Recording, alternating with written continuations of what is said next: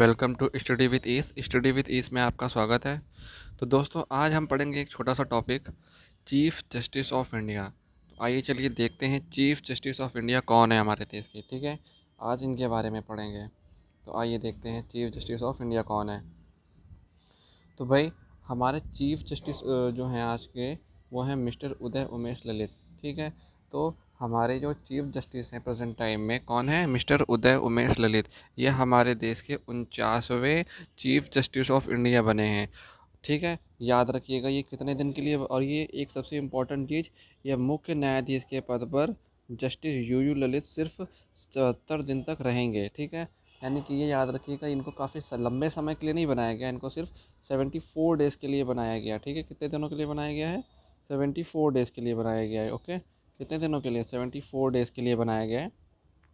Justice U Lalit 8 नवंबर को मुख्य न्यायाधीश के रूप में रिटायर हो जाएंगे। ठीक है, यानी कि इनका रिटायरमेंट कब हो जाएगा, 8 नवंबर को। ठीक है, तो ये पूछा जाएगा किस डेट को ये नियुक्त हुए थे। तो ये हुए थे 27 अगस्त को। कब हुए थे, 27 अगस्त को ये नियुक्त हुए थे। और कब रिटायर हो जाएंगे, 8 नवंबर को ये मुख्य न्यायाधीश के पद से रिटायर हो जाएंगे। अच्छा, सबसे स्पेशल बात ये है कि ये एक ऐसे जज हैं जो कि वकील से सीधा जज बने थे। ठीक है, तो याद रखिएगा, इनका जो स्टार्टिंग पीरियड था वो कैसा था, ये वकालत करते थे।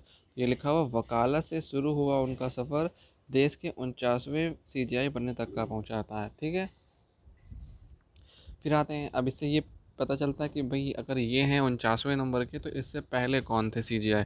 तो इससे पहले सीजीआई थे, उनका नाम था एन वी रमना। कौन थे, इससे पहले जो भारत के सीजीआई थे उनका नाम था एन वी रमना। वो हमारे किस नंबर के सीजीआई थे, तो वो 48वें नंबर के सीजीआई थे। ठीक है, अब आते हैं सबसे बड़ी बात कि ये जो सीजीआई होते हैं इनको कौन नियुक्त करता है और संविधान के किस आर्टिकल के तहत इनकी नियुक्ति की जाती है। ठीक है, तो आप एक बात याद रखिएगा, जो आपका सीजीआई की जो नियुक्ति होती है वो आपका,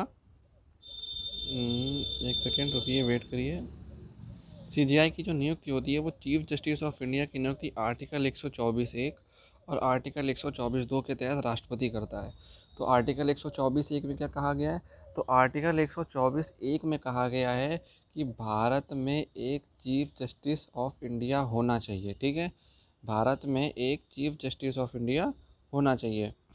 ठीक है, और 124(2) ये कहता है, यानी कि आर्टिकल 124 क्लॉज 2 ये कहता है कि भारत में सीजीआई की नियुक्ति राष्ट्रपति करेगा। कौन करेगा नियुक्ति, राष्ट्रपति करेगा। ठीक है, तो बस इतना सा ये थोड़ा टॉपिक था जो कि अब ख़त्म हो गया। चलिए मिलते हैं अगली क्लास।